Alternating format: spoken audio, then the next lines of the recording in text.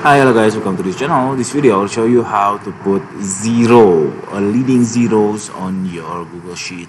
Actually, it's really easy to do. You just open your Google Sheet, and then if you want to make like this in front prior to your numbers, what you have to do is put a single quote before the zero. So I put single quote, I put zero, and then I put the numbers. For example, 7.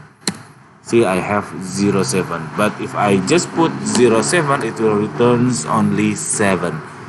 But you have to remember that this one is considered as a text, not a value, not a number. So I can verify for you is number.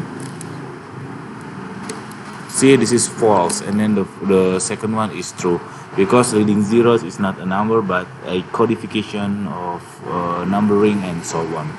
Okay, that's it, this tutorial. I hope it's helpful for you. If you did, please subscribe our channel. Thank you for watching.